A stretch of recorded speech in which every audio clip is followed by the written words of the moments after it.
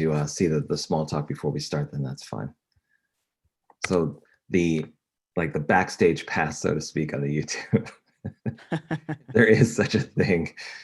So how have you two been? You go first, Daniel. Well, I've been working with Jerome and another initiative that he started recently, and I'm really happy with that. I'm also I joined the 5-day challenge with Jonathan Stark of starting the podcast. Maybe you're familiar with that.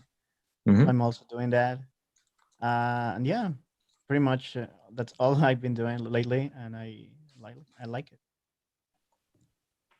Yeah, I remember he did a similar challenge on the podcast front like a year back. So this is like kind of a rehash of that. But yeah, anything to get people to get into the idea that they're content producers and they could actually like put out their own stuff. It's important, at least for if nothing else, for the understanding of how to do it. Yeah, I like what another professional, I forgot his name. He's saying that future generations they are going to be valued by the content they put out instead of the work they put out. So, well, not I mean not just the knowledge, but the content, the information that they put out in the world, because that's how most people will see and get more information. Yeah, I mean, there's already a ton of really good content producers on YouTube. There was like a long stream I'd saw on Reddit of some people that were doing it didn't matter whether it was medical or cooking or what have you. They were well-produced shows that have been going on for a couple of years now. So there's already some examples to go by. They just don't have like the marketing powerhouse of like a huge firm behind them, but they have their niche. They basically have an audience that really likes what they do. Yeah. How about you, Jerome? How you been? I mean, that post-COVID stress period where you want to catch up for what you've lost in the first half of this year. I think there are many professionals that have that at this moment. But now, as I say, we're extremely busy with the Teenagers for Change initiative, which is, let's say, concluding tomorrow with a showcase event with all the teenagers and others. And it just takes so much time. And I got so much more respect for you, Robert, for what you're pulling off with the GVDS. We have a team of 5 people helping out and preparing. And we have 2 teams running in parallel, no, not in parallel, semi-parallel. And it's so much work, post-producing, guiding, and things like that. But so amen to what you already have done 5 times in the GVDS, all on your own and with a little help here and there. Or you do it totally different, or you have lots of midgets walking around doing it. So that's one of the things. Sandy and of course Daniel working in this project together, which starts to get traction, which is nice. And the talent sprint, we see more traction in the market now. So it's engaging with customers. It's organizing new open events in the fall. Yeah. That's my reality, and I want that to be my reality at the moment. So that's cool. It's interesting how if you can persist with a particular venture or something that seems to have some initial interest, but continue with it, like stick with it over a longer period of time. Not only do you, because you're there, you learn and adjust, but you start to catch all the interest that comes, even if incremental, to the point where it starts snowballing and to the point where you join the society that is the international bags of tiredness under the eyes that all of us get from working too much. So Jeroen, I'd like to officially welcome you into this unsaid society of international workers where we're all trying to do something special, yet we are sacrificing our beauty and our good health for the cause. Oh, I don't want that. Yeah. Yes. Yeah, you rather, get in a time chamber, watch Netflix, just kind of relax, Sandy. Don't go anywhere near this. I don't know how she keeps looking so fresh all the time, but she's working day and night as well. But I think it's the custom backgrounds that Daniel produces. Every time he produces them, I like it. It shaved off 10 years off of Daniel for sure. For me, this is the comparison. So if you want just a plain background with nothing, just like a window and a microphone, then you look 60. But if you have like a custom background, then you're basically straight out of college. And that's how all of you look right now. Like you're just ready to find a new job in the market. All right, here we are. So welcome everybody to Remotely Moving on. Interesting and Bad Jokes. My name is Robert Scrobe. If you're watching the recording, hi. If you're watching this live on YouTube, if you're registered on Zoom, whoa, I got an echo. Who put me on a speaker? Jeroen. If you're watching on YouTube, then feel free to post any questions or commentary as it comes up as you like. If you're on Zoom right now, we're paying attention to you as well. So if you have questions that come up as you're kind of going through Project 100 or 100, then do post those so we can kind of get those in real time as well as at the end of the session. I think it's probably apropos to ask for introductions from all of you. Sandy, of course, you can elaborate on everything that I missed in the past for the past 20 or 30 so introductions I've done for you. But for the sake of historical narrative, let's get into who each of you are and how you're engaging this new initiative that you've kind of established. So let's start with Jeroen. And why don't you go ahead and give a brief introduction and then explain what your engagement is with this Project 100 initiative. Okay, cool. Thank you for that opportunity. Jeroen Frumau, 49 years old, living in the Netherlands, father of 2 children, married, 2 teenage children, by the way. In the recruitment world, I'm focusing a lot on design and innovation professionals. So that was one of my, let's say, parts. But since the last 18 months, I think now, since Robert, you infected me with the virtual design sprint virus, venturing different types of initiatives actually that all have emerged out of working and collaborating with people. And that started with the talent sprint together with Sabrina Gurich from Germany, which is still ongoing.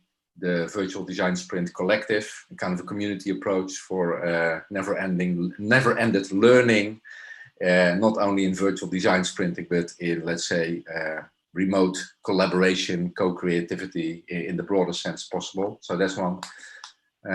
But also taking new initiatives like the Teenagers for Change, the kind of a virtual design sprint-like initiative that we're currently actually running around the world with 15 teenagers in 2 worlds, in 2 teams.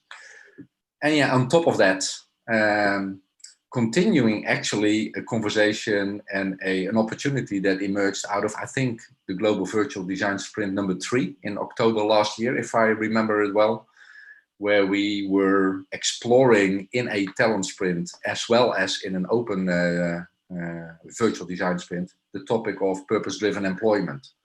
And that engaged several people on the topic, that we decided in December, January to pick up the ball and have a few open conversations about, do we want to continue that, yes or no? And that had its ups and downs, like with all the motivation cycles of people, nobody to blame for actually. But at a certain moment, Sandy and I and Daniel picked up the ball again and explored what can we actually do with that, let's say, passion we had for the topic of purpose-driven employment. And we started conversations, and here we are. Very nice. And I like to say that I would prefer to call myself as an asymptomatic initiative person, so that I try to help other people with their initiatives or at least inspire. So if you want to make the virus analogy and take it a step further, then I could probably fall into that. I didn't say virus, I said infection. Okay. Okay, so my fault. But thank you for that, Jeroen. Let's have Daniel come into the mix. Daniel, why don't you introduce yourself and what your involvement is with the Project 100 initiative we're talking about? Yeah, thank you, Robert. So, well, hello everyone. I'm Daniel Herrera. I'm from Mexico City. I'm 30 years old, and I've been working in in a lot of initiatives driven by purpose. I like a lot of the messages that people like Simon Sinek have done in the last decade. So I always have been looking forward to how do we help people also find their purpose or find their motivation to work, because I think since we all beginning in high school or in elementary school, we all follow a certain line and we don't ask how much or how many times we want to do something because we care about that, and we do it just because everyone's doing it or because it's the right thing to do. So I always say to myself why I'm doing this and who am I helping to with this. And since I have a very service-driven background, I've been into the Scouts movement, and also my family, my parents are very service-driven. How I always ask myself, how am I going to pursue and or to deliver into service and helping people get better at whatever they are doing. So yeah, that initiative or that design sprint that we did a year ago and really connected with me, and I think with a lot of people that were part of that team. And yeah, it was a very well, really exciting for me, and really happy to join this wonderful two people that we have here to keep going with the initiative and try to get more people involved into this movement or this crazy thing that we call purpose-driven professionals, because we are focusing on professionals, even though everyone is invited to find their purpose. We think that professionals have the biggest chance to make an impact to other people. So we will like to help them as well. And yeah, that's most of what I can say right now about me. And yeah, I leave it. I give it back to you, Robert. Yeah, and I find that there's more and more need for the conversation around purpose-driven employment or purpose-driven work, given that so much of what we do sometimes is just a function or a means to an end. So I saw a lot of that in the past couple of events where people were really searching that out and exploring it and asking questions and interviewing people. So yeah, I sense that it's only going to become more relevant in the future, especially with the notion that people are going to be more responsible for their financial well-being, their professional outlook, and really taking more of an ownership of that rather than having someone else kind of dictate that. So yeah, I see just that hope happening that as well. just hope that it's not going to turn into another buzzword that then people just do it because they have to, because otherwise that is not going to work for them. Like the purpose needs to really be true to themselves. And that's an ongoing conversation sometimes too. It's not just like a one-off where you do with a few exercises, you figure it out. It's the consistent kind of exploration of it too. Speaking of which, why don't you speak as Sandy Lam to what you're going to be doing with this initiative? What am I going to do with this? Well, I'm just going to collaborate with the two of them, and so then they won't just be the guys team, you know. So you're telling me that you're part of this initiative just to basically bring diversity to the mix. Got it. Okay. You see the colors there? Yes, I see. I got it. You advised them on the colors. Great. So we have Jeroen and Daniel who are central to the thing, and then Sandy's there for diversity and to basically point out, make sure that nothing goes wrong. Anything else that we should know? Well, I mean, they have said a lot about this one already. So, but same when we were doing that design sprint, I was really inspired by it and thinking about the process, not the process, the concept. And after I dive in even further, one of the reasons that the reason that I was late for 2 minutes was because I was having a one-on-one session with Simon Sinek's team, Lee, and try to figure this out together, like my personal why and my personal how to apply it in house and stuff like that. So trying to complete the golden circle. So after I dive deeper and deeper in this topic, I just found it so important that actually we can set this up as a foundation personally, professionally, and even in the organization level. And because when we can actually align those three things, like your personal why, your team's why, your organizational why, it just makes everyone much happier and helps everything actually. Like you don't even need to tell what they try to push them to do what they need to do as a team, because they are already fulfilled just doing what they need to do there, because what comes from their why. Yeah, so I just found it's very, very insightful and very impactful for myself, and so then I also want to do the same for the other people and bring in that concept. And speaking of that, I just completed the whole golden circle for my team. We ran a remote exercise, a workshop, did it in 2 days, and my whole team now has a whole circle. Actually, it became a rectangle because we have bullet points. It's not a circle anymore. So we have like a golden rectangle now that we can follow through. So it's really, really awesome. Yeah. You know, you're going to be introducing all sorts of shapes to this. Like we have a trapezoid kind of organization. No, a scalene triangle is probably us. We have some things with like similar sides. I think of our organization or our groups as an acute angle, where a golden acute angle, we're all narrow in our focus, but together we form a perfect shape, you know. Or you can Yeah, go and that's and then you can scale for a decacon, dodecacon, like multiple sides, and then just basically just make it a 20-sided dice, and it'll be perfect. Yeah. and it's funny that you mentioned that, because actually our brand is trying to use shapes, because Yeah. that also helps or identifies people with different shapes of how they feel, how they think of themselves, and yeah, that's part of the theme, that it's diversity, but in all shapes, colors, and flavors even. So it's wonderful to have all this kind of thinking You could around say the way of I find you to be a parallelogram. You're very much like parallelogram. So you actually like all these different shapes that people are, and then it's similar to like different profiles and different systems, but yeah, you just use different shapes. Like the outer shape is a hexagon, the inner shape is a diamond or a heart or something, and then each one has an explanation of the things.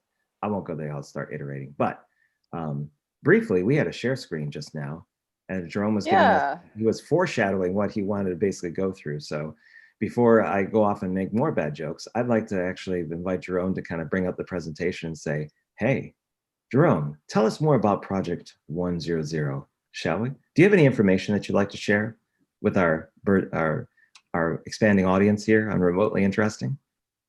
It wasn't even about sharing the story. I think Daniel was talking, you were talking about shapes and how that actually has driven us as well. So let me share it again, just for the sake of by all means, please. of I'd fun. love to see it. I think what we realized is, well, let's go a little bit back in our story. We were thinking about who could best benefit from this, from helping people out, discovering their why or their purpose, things like that. Should we focus on teenagers? Should we focus on old-aged UX designers?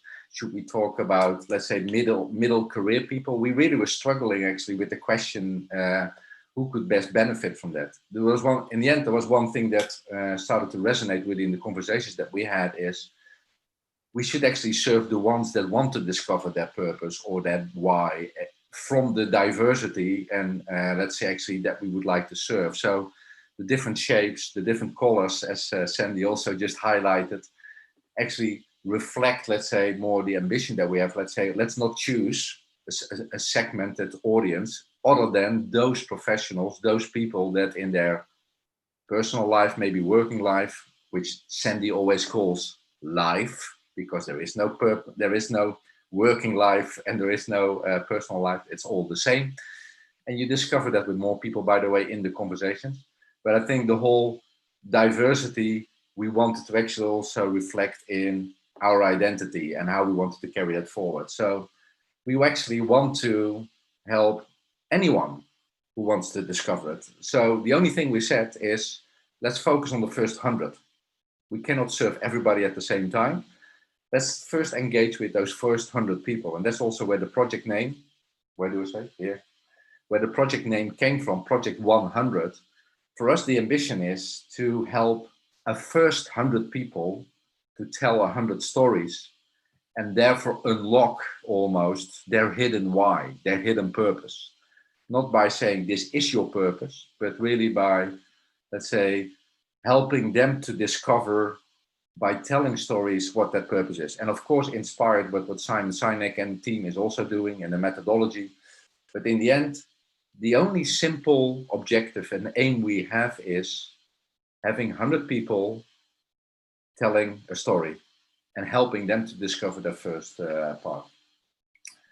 And let's say you can tell a lot about what's on the website and things like that, but the idea is that offering ourselves, making ourselves available for people that are interested to maybe discover that for themselves and engage with us in a conversation. And we kept it really simple. It's about booking a conversation with one of us. And we're there to guide you through a conversation and tell stories.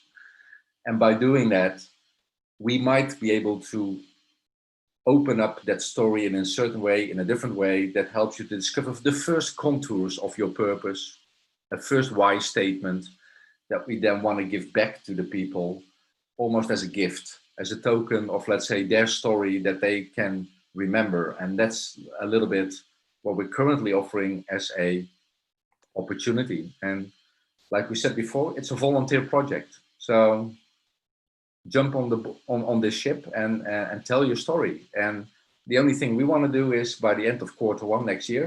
So 1st of April for us is benchmark day, or how do you call that? A result accountability, day of accountability. So on the 1st of April next year, we have a day of accountability, and we are going to ask ourselves the question: did we bring those 100 people on stage?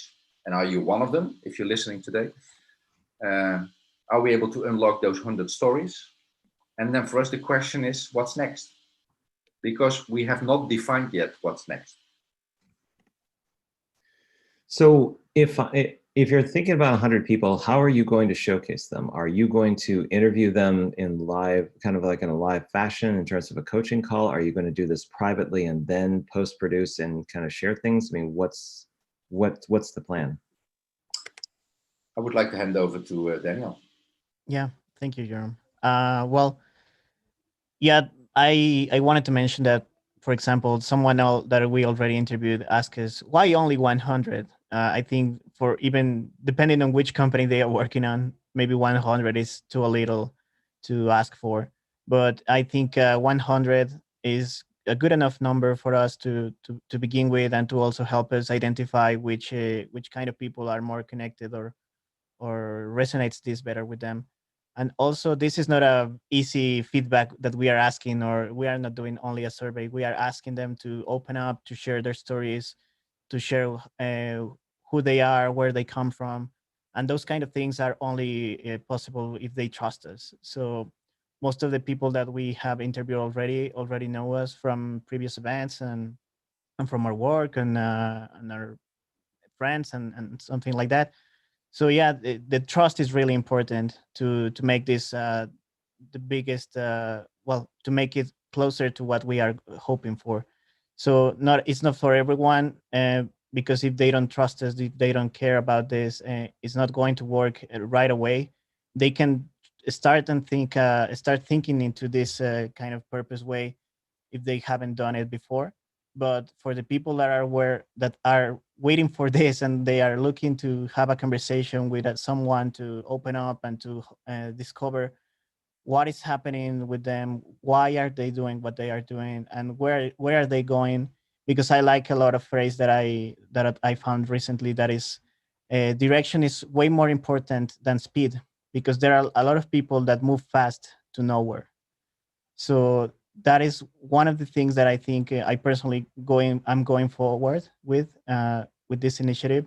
That direction is the best thing that we can do in the beginning, and then once we have a direction clear and we have certainty that that's where we want to go someday, we can go and move all the pieces around that and go as fast as we can. So yeah, that's the thing for me.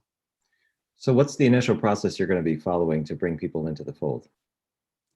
So yeah, we have the website. We have the recommendations from the people that know us and have took this already. We have created some social media and posts around that.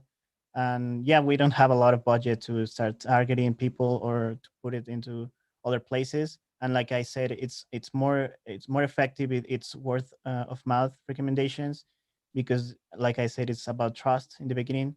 And yeah, and about the showcasing, we are also asking them at the end to tell us if we can share their name, their location, the first white statement that we wrote for them, and something else that they want to give us as a feedback. And we are going to build a certain of a collage or a map with you, when you can see all the people that we have helped through the beginning of this journey.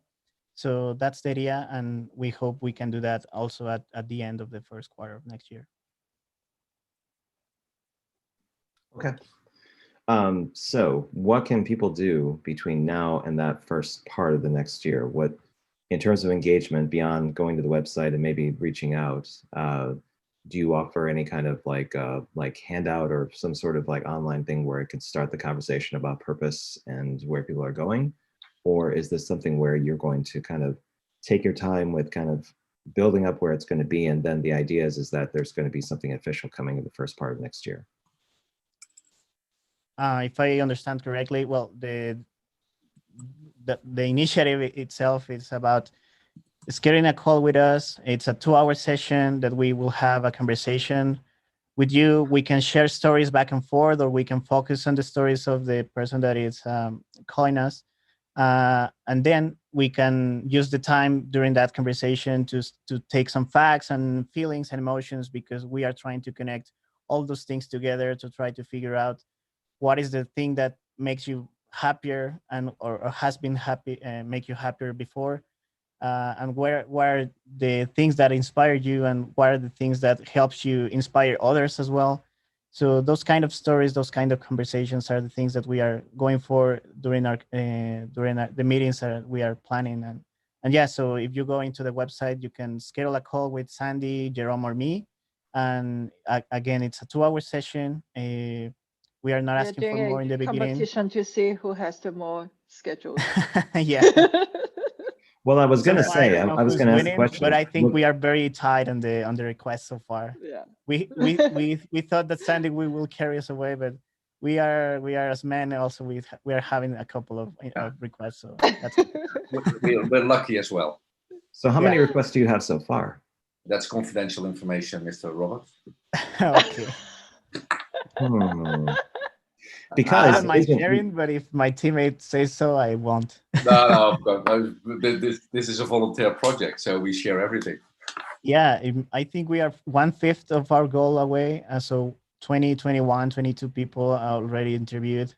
A couple have postponed the interview, but yeah, we are 1/5 of our goal by now. Okay, so you've already interviewed a few people, and they're about a quarter of the way there. Have any of those individuals, have they all been through the website, or have any of you reached out to individuals and asked to interview them specifically because you sense that there's like a connection with the initiative? No. I don't think it works when we try to ask them for the interview. It has to come from them. But Okay. I think if we look back when we started, because we did some prototyping earlier this year, where we posted something out there about the topic and whether people were interested to engage in a conversation. I think that gave us already the first 6-7 interview candidates and they engaged on the topic, and not because we reached out to them. I think since we have the website live and we started our social media campaign the last 2.5 weeks, I think now, I think we added another 10, 12 people to the list, and some of them have been interviewed already, and the rest is following in the coming days, few weeks.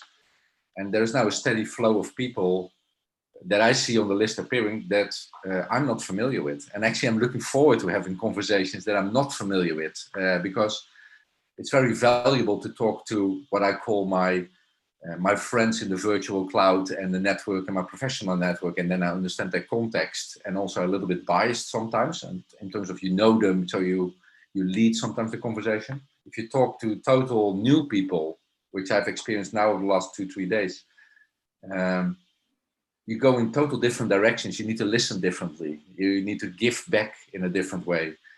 And I see this flow continuing. So I see that the traffic is now happening through social media and the website, and the interviews are booked directly in our calendars. There's hardly any intervention in there. The only intervention is having the call with them and give them, I almost say, give them a little present by giving them a really rich and interesting conversation. And all these conversations are considered private? Yep. Yeah. Okay. So when you hit 100, what happens? We celebrate and think about How the do next you steps. celebrate? Sandy? How Do you we inverse celebrate? do you inverse the colors so that's not white in the background, but it's multicolor, and then you just have white stripes through them? The flag. Well, hopefully, we will be in a better place COVID-wise, so maybe we can meet or something like that. We're having yeah, having something to celebrate as a commemoration of our goal, because this is a really good goal, and it will help us move forward this initiative. But So maybe what would be, go ahead. I thought I remember a conversation that we had very early in the whole process. Why 100? And I think Sandy was referring to that. How amazing would it be to influence 100 people around us? Because how many more people can you influence, really? Maybe you want to say something about that, Sandy?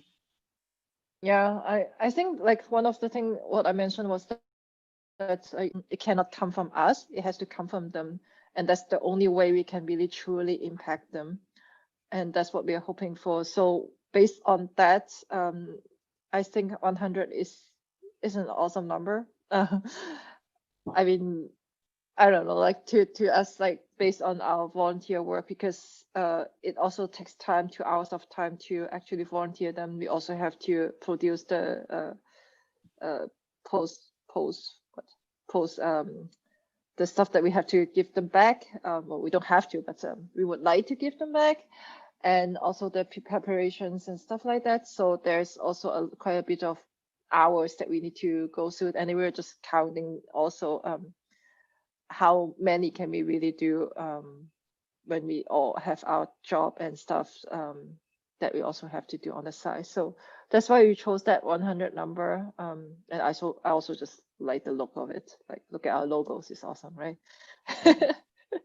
But I think also the 100 was originating also from the notion that if we can influence 100 people, yeah, and even if only half of those people, or even all 100 of them, can influence one other person that's behind them or around them, let's say with a similar type of conversation or with being more explicit about their own purpose. It's that oil effect, how we call it, the multiplier effect, that we would like to switch on. And maybe we are going to set a different goal or a different approach for the next 100 people that we want to impact. And maybe it's the same project, or we ask maybe 5 people to also team up and do the same and try to reach also 100 people with a similar type of an approach. So it's not about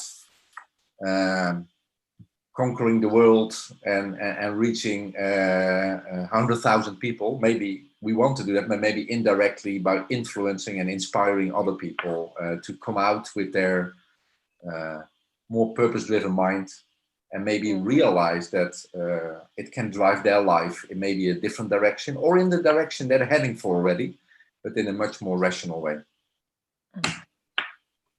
Yeah, and one of the reasons that we did this approach, like going from the employee level or the professional level, was one of the reasoning was that because what Simon Sinek has done, what his focus is on more or less is from the top, like where he tried to inspire the leaders how he can lead the organization in a purposeful way.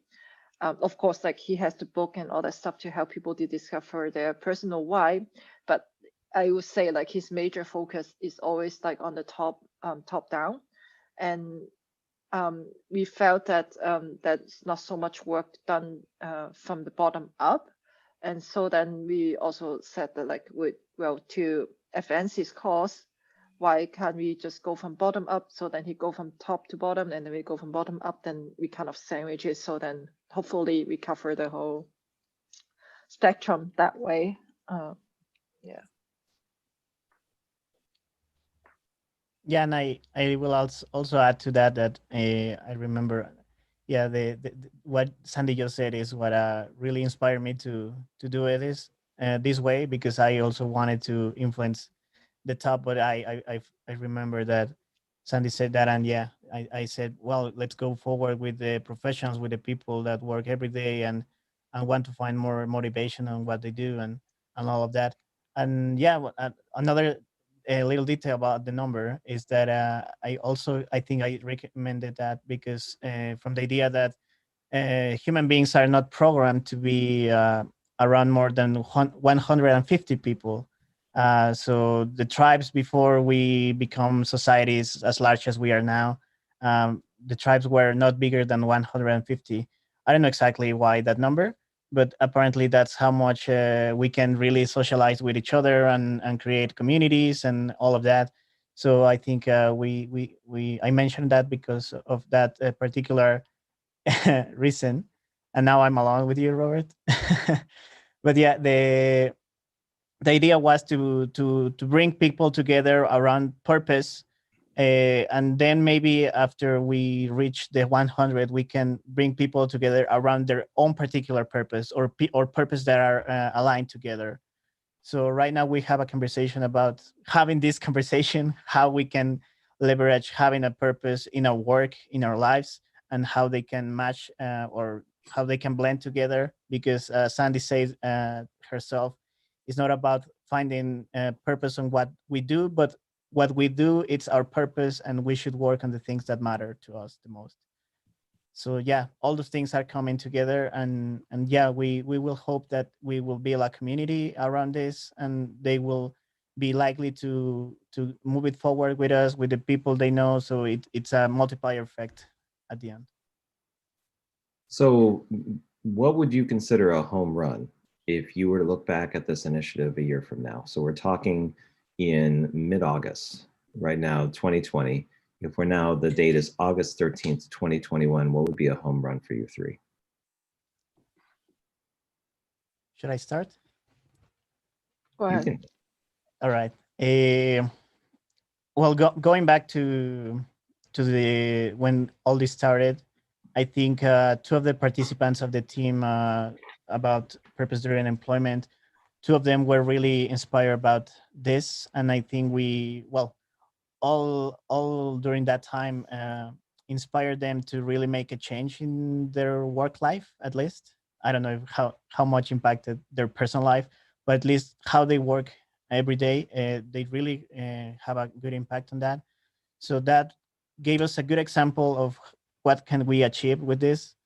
And yeah, so the home run for me personally will be getting more cases like that, because maybe some of the people that are interested or curious about this are doing it just for the sake of having one statement or purpose, bigger purpose statement. But for people that are really questioning themselves if they are doing the right thing or the thing that really will move them forward towards the place they want to be in 15, 20, 50 years, I think if we can manage to impact them like 10% of them, it will be really helpful, because those are lives that are really starting to change because of this. Yeah, to me personally, I don't even need to, I mean, it already considered a home run to me if we have impact one person and make that person's life much happier. That's already enough to me. Like, yeah, we can have 100 people interviewed, but to me, it's not even important that 100 of them really go back and live their life. Even if just one person did it, I think I would already call this project a success. Yeah, now you leave it up to me to really put the home run there. Let's say, normally you would set yourself goals in terms of when are you happy with this. And I think here, having done 100 interviews together would already be, for me, a major accomplishment. So having to be able to look back that the three of us now are pulling off to do 100 interviews in roughly 6 months and trying to deliver that, I think that in itself is an accomplishment that I'm looking forward celebrating then in August, if Robert wants to say August next year. I hope we're already reaching a next level of celebration at the moment.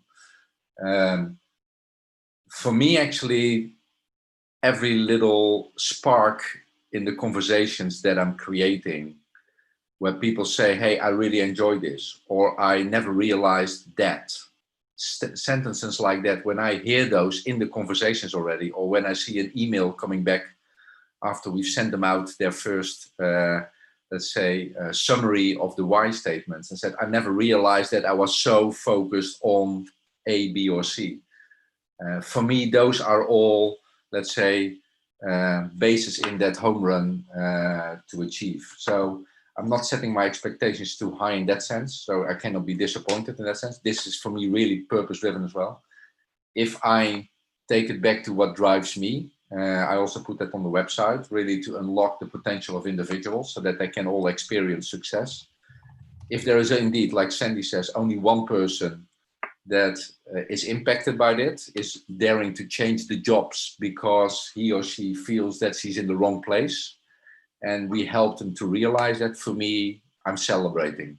So it's not about the number 100, it's about creating impact and unlocking that potential again. So yeah, it's maybe because we're driven by something else in this initiative than maybe a more business sense as such. And in the end, even if nobody was impacted, I think their stories already inspire us a lot. So I don't know, every time after I finish the interview, I already feel fulfilled in a way. That's the word I would use. Yeah, so what we are doing here is really just basing on our own purpose. Maybe I can give a little example, and this is not again about celebration, but maybe to give a little bit of a sensation what's happening in these conversations. And of course, we cannot go into the details, but there was one person that at the end of the conversation thanked me for bringing her back to one of her most sincere and most emotional moments in her childhood.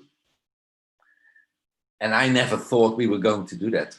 I never thought that by having these conversations, we were going to give people these type of moments again. So it was not about what's my why, but in the conversation, we asked them to tell stories about their childhood time and things like that.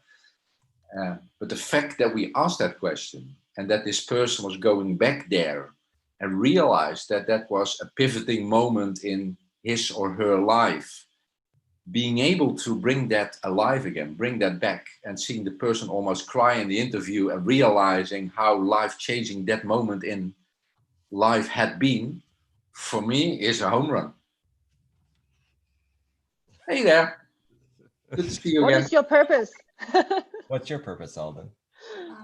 Screen. Screen? Okay. Green. No. Also hitting you in the face with the Do you want screen? Yeah. Do you want to be nicer to me? Do you have screen? Yeah. Okay, go do screen. Well, ice cream. Hey, I'm in the middle of a video. Yes. All right, you want to start that up? Okay. Go do screen. Go do screen. I'm gonna count to 3. 1, 2. Or you're not getting any screen. You know, like we did this morning. Oh, really? Hi. So now we're looking at the canvas. Yes. Yes. So that was our team canvas. This is before our GVDS's team canvas. That's why it looks different. Doesn't look as fancy, but it captures everything that we need here. So what is this team canvas used for? Let's kind of set this up. What's the purpose of this, and why do you use this? I guess, like as mentioned before, how when we began, we didn't even know what we were going to do. We just knew that we wanted to do something around the purpose-driven theme, and so we wanted to have a team canvas, and then we basically went through like all this, what do we call it, like the design thinking methodology way of trying to figure out what we can do to impact people, and so that one of the ways is that we can identify our team canvas, figure out our team purpose, and also align with our personal goals and everything. And then so from that, we can figure out what we actually want to do. And then based on those conversations, we also, like this is our work in progress, like showing what is our goal, and then what do we want to do in the end, and so on. So yeah. So this is basically the end result of that. So our purpose, the team purpose, is to help people find their bigger purpose. Yeah. So as you see here, like my personal goals, that's why I said that it doesn't really matter if we impact many people, but what really inspired me would be create impacts and see less people stuck at job, career that they're not happy with. So that's my ultimate goal in a way, as a personal level. So it doesn't really matter how many people we can change or we can impact, but yeah, it doesn't really matter which or how many. The numbers doesn't matter. Yeah. Yeah, and for me, well, talking about like the business goals of all of this for the people that are interested in knowing that, I think that having a purpose or a clear idea of where you are going to go in the next few years, it gives you a lot of innovation mindset, because it really helps you to think outside of the box, to figure out many other ways of doing what you are doing. And yeah, because the purpose really drives you to go towards a certain goal or certain future state that you are hoping to get someday. And also the other one is I forgot, just yeah, like the personal goal from Sandy. So if maybe you feel like you're part of a team, or you're inside of a company that is not really what you were hoping to be doing by now, but you can really get motivated and also motivate others by being just a person that can help the person at the left of you or on the right of you, and become a leader in a very small team, that you can really help them improve what they are doing, and why are they doing what they are doing. And that way they can really improve their performance, and really help them go forward, not maybe in that company, but make them feel a little bit better every day with what they are doing. Mhm. Yeah. So is there any follow through after that first conversation that you have, that interview out of the 100? Is there any follow through with the individual, or is the notion that they're going to come back to you if there's some sort of change that happens because of their experience with this? So not right now. We were still thinking about that. What could be the second step that we can help them go towards that, building communities with people that have a similar purpose. But right now we are just in the first step of helping discover their why, because it's also not a plug and play thing. It's not like at the end of the 2-hour conversation they are going to have a purpose statement, or something clear in that connects with them. So we are just helping them have that first conversation, so they are curious and they can keep looking into the building of that statement, and also try to live it for a while with those words. Try to find like elements or symbols that represent that purpose. So little by little will help them think more in that line. Yeah. I think it's more or less like get them familiar with the concept and then get them start thinking about it. That's essentially what we're trying to do here. Some And- of them may wanted to have some follow-up section, like, but it's coming from, I have one, but it's more of like someone I know personally already. So, but I think the people that I'm not too familiar with, that I have done the interview with, I haven't really got any follow-up sections yet. It's not like we're offering coaching at the moment or Yeah, we are mentoring. not. Let's say you could connect this to a follow-up where you say, once you discovered your first contours, then it's how to start living your purpose, or how to transition from maybe today's reality to a more desired reality. Let's say on the canvas that you just saw, somewhere on there, we also said, almost consciously, let's not yet define the next step, because then we start driving these conversations also with an intent to do something afterwards or do something with it. And then it becomes a more transactional modus where we said, first, let's facilitate others in their discovery.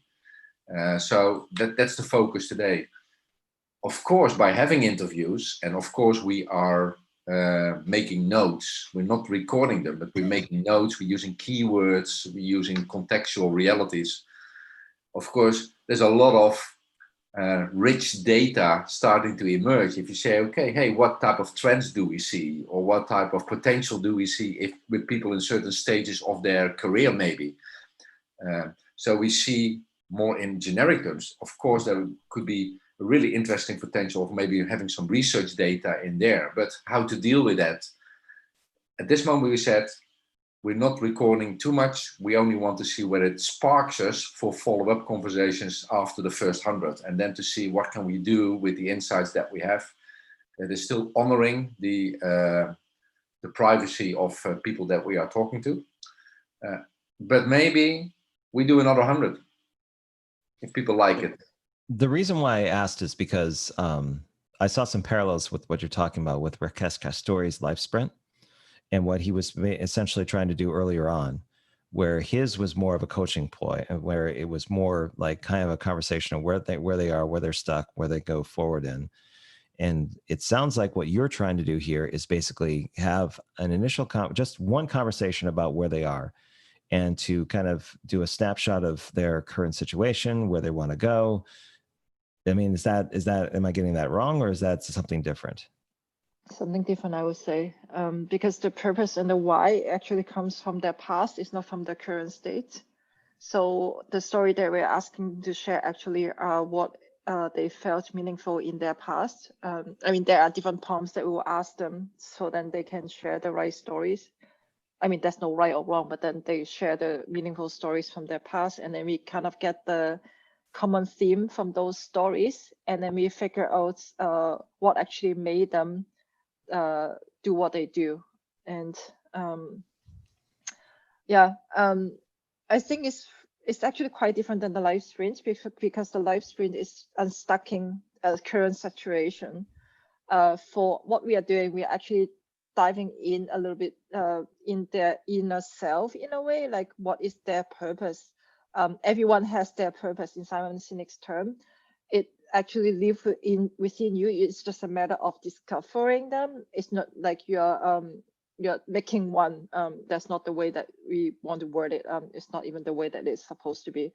So you're trying to discover your past, why you have done the things that you have done, what makes you happy in the past, and then the reason that it needs to someone else to do this exercise with you, because in Simon Sinek's terms again, because we actually all we are doing is really based on what he has been teaching us. But in his term, the why is actually coming from the part of the brain that has no language and has no it's emotional, where it makes, like, in other words, it's like the part that what we describe as the gut feeling. And that's why when you try to explain something, when you try to tell someone your why, you can't really put it in words. That's why we want a second person to pair with you, so that this person can be the objective person and listen to it and then pick out the stuff that can then use the other part of the brain to put it in words for you. So it's a little bit different. And the living with the why, the concept is that once you have that why statement, once you have the purpose, it acts as your decision-making filter as well. So whatever you do like, for example, in the COVID situation, maybe you were doing something before, but then now you can't do it anymore. And how do you pivot? Then basically you want to look at your why you were doing what you were doing, and then try to pivot from that way. So you're not looking at the what. It's listening and asking questions, but are you making any recommendations at the end of the interview? Are you just basically letting them come to their own conclusions? I'm not sure how Jerome and Daniel has done it. The first time I have done it, I basically come up with their why and then just present it to them. We don't say it's the final statement. It is just a candidate why, meaning that it is the first draft, so that they can start rewording it, refining it, and then live with it, and so on. But after that, I have done the one-on-one session with the Simon Sinek's team. I kind of adopt their methods, which we actually write the sentence together in a way.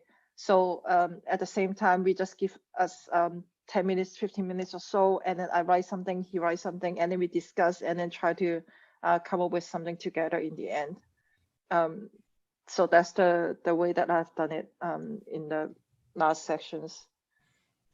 Okay. And we also talk a little bit of the how, because once you have the why, then you can use the why and find out the how, which is basically all the things that didn't really get captured in your why statement. So how do I put it? Like, after the 2 hours interview, we will have, for example, like 10 different themes together. And then we use maybe just pick up 2 of the themes and put it in your why statement. And then the rest of the 8 themes, they go in your house. And then you can put in more details of each thing and then find out the house, what you do. And that's why the house and the why, they don't really change in a way because they are all coming from your past. The what, if you're familiar with the golden circle, so imagine like a bird eye view. Is it called the bird eye view? So 3 circles, like one small, one medium, one bigger. And then the middle is the why. And then the how is the outer one. And then the very outside one is the what. And the what is the only thing that actually changes the whole time. Because your role can change. Today I can be a designer, but tomorrow maybe I don't know, I become a garbage cleaner. I don't know, I'm just thinking out. Whatever. Or elephant trainer. You had me at bigger and biggest. But those things, like whatever role I do, I still have to align with my why in order to actually make myself happy and feeling fulfilled every day. Yeah, that's the 5-minute concept of the golden circle. I got it. I follow you. By the way, Abhinav says hello to all the panelists. If you're familiar with Abhinav Pandey, somebody I'm working with in the mastery program, and he was in the last GVDS, I think. I don't remember. But we're almost at time. Why don't we make sure that everyone who's listening and watching this understands where to go for more information about Project 100, and where they should go to find out more. Anyone? Where do they go? Where do they go on social media? Where's the website? Where do they go? Well, so we are. Sorry. Yeah, go ahead, Daniel. Go ahead, Daniel. So we are on LinkedIn, Facebook, Instagram, and all of that. So you can look for Project 100, the one with letters, or you can reach out to us, Sandy Lam, Jeroen Frumau, and Daniel Herrera on LinkedIn. And we also have the website project100.com.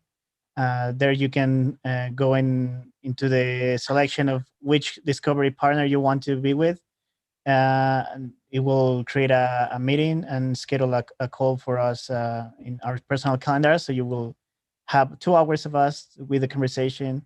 And yeah, and I would also like to comment a little bit. The reason why it's important to do this with someone else is because we get numb of our superpowers. Because we have been with ourselves all our lives, and all the things that make us special, make us different and unique, are numb to us already. So having someone with fresh eyes telling us what we can really help others with the abilities and gifts that we have, it's the reason of doing this with someone else. And we are not experts, we are not coaches or anything like that, but we are really purpose-driven people that we will be really happy to help you discover this together. Sounds wonderful. Okay, Jerome and Daniel and Sandy, thank you very much for the conversation. Again, this website is Project 100, and 1 is spelled out, and it's 0 as in the numerals.com for the website. You can do a search on LinkedIn for any one of the panelists that you see here, as well as for Project 100, and that will come up as well. And yeah, it was a great conversation. I'm very happy to have all 3 of you on, and thank you very much. Really appreciate it. Thank you, Robert. Thank you, Robert. And Sandy. Okay. And Sandy, of course. Sandy always has to be thanked. All right, everyone, take care. Thanks for watching on YouTube and on Zoom. We'll talk to you later. See you later. Adios. Bye. Bye-bye. Bye.